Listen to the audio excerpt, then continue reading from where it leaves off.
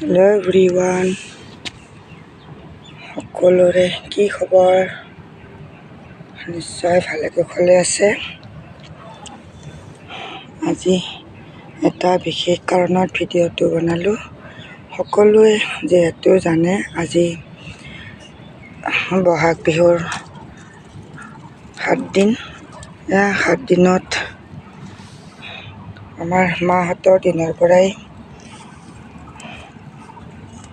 সকলো শাক লগ লাগি, কিছুমানে কয় 101 বিধ লাগে, কিছুমানে কয় 7 বিধ।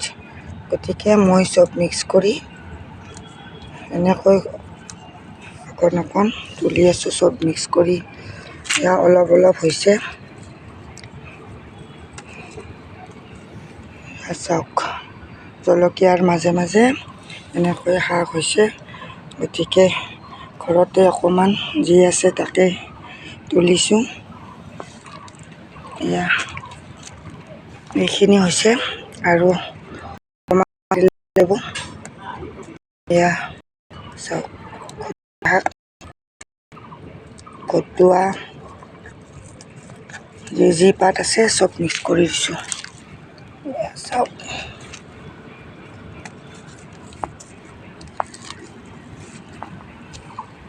কি কৰিম, বিলাহীৰ পাতো দিছোঁ।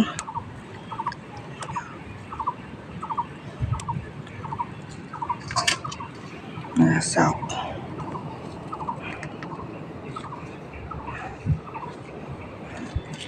এইডাল আমাৰ ভেদাইলতা লগাইছে। গতিকে ক'তনো আৰু শাক বিচাৰি যাম, ইয়াৰে পৰাও দুটামান পাত ছিঙি দিম। নিয়মটো কিবাকে কৰিম আৰু। চাওক,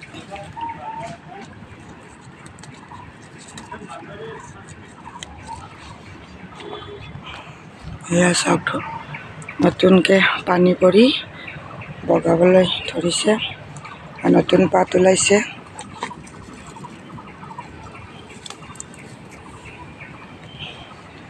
আৰু এইপিনে আছে নৰসিংহৰ পাত কেইটামান মিক্স কৰি দিম।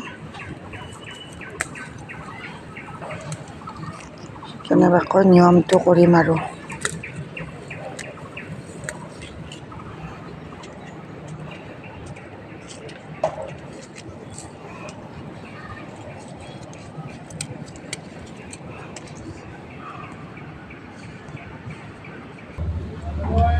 এয়া মোৰ সৰুকৈ এনেকৈ অকণমান ক'লা কচু ৰুই থৈছিলোঁ, তাৰেও কেইটামান কোমল পাত মিক্স কৰি দিম। এয়া চাওক, মোৰ কাৰণে হৈ যায়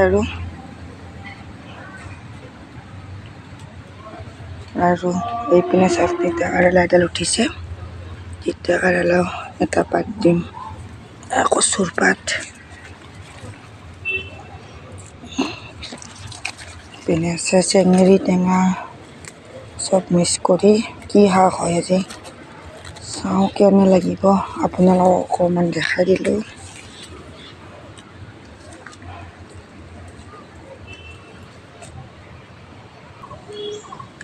চাওক, টেঙা পাত, এইটো আপোনালোকে কি টেঙা পায়, মধুফুলেন কিছুমানে কয়, তাৰেও দুপাত দিলোঁ। আৰু কি দিম চাই আছোঁ।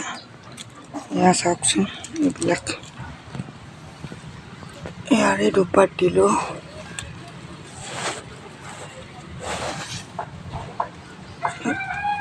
এইটো হ'ল, এইটো কি নামটোৱে নাজানো। পানী পৰি চব গাজিব ধৰিছে। এইটো তাত, এইটো দেখিছেনে, কেঁচা মাছৰ দৰে গন্ধ যে, নামটো পাহৰিলোঁ। এইটো এটা পাত দিলোঁ, থথনীয়া শাক নে কি, কেইটামান বিলাহীৰ পাত দিলোঁ।